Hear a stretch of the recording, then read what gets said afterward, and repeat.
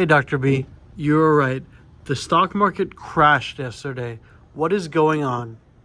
Hey Lon, look, I've been wrong before many times, but I'll tell you what, when I was looking at these patterns last week, I saw a very, very bearish pattern on both the NASDAQ and the S&P. The NASDAQ was down 6.3% pre-market yesterday. The S&P was down 4.5% pre-market.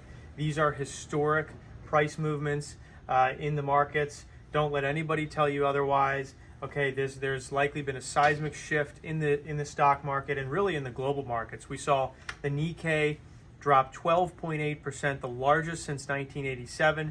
There is definitely fear out there. I'll show you the VIX here in a second.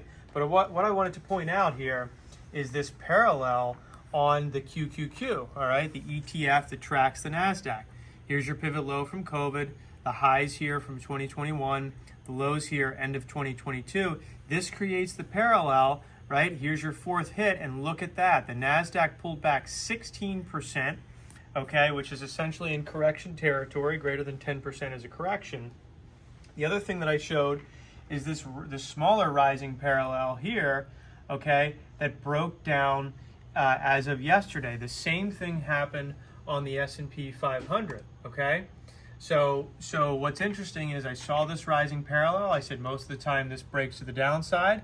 Sure enough, it did, okay? And again, for those of you who doubt technical analysis and say it doesn't work, it absolutely does. The proof is right here, okay? So if you go back to this chart, Lawton, you can see that it pulled back right at this level.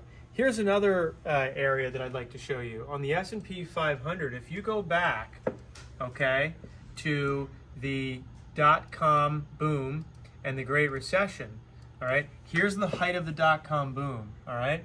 This was the lows after the dot-com bust. Here was the highs before the Great Recession. Look at where it pulled back, right here at this level.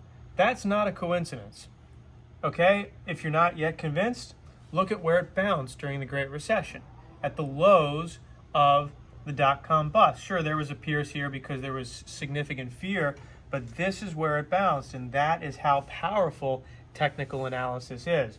The last thing I wanted to show you here is the VIX, okay? The VIX is essentially the S&P fear index, volatility index.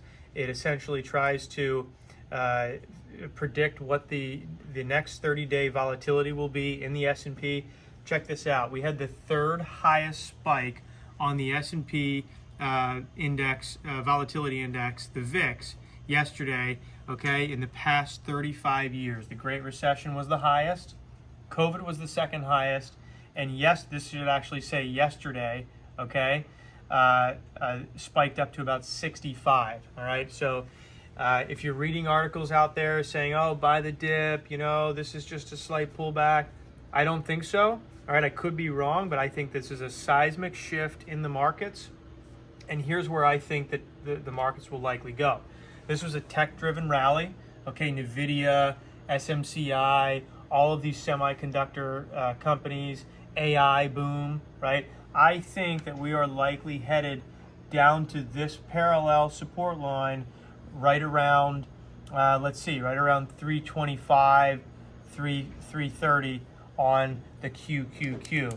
Let's take a look. It'll take months, maybe years for that to play out. But I do think now we are in the start of the downtrend and the bear market.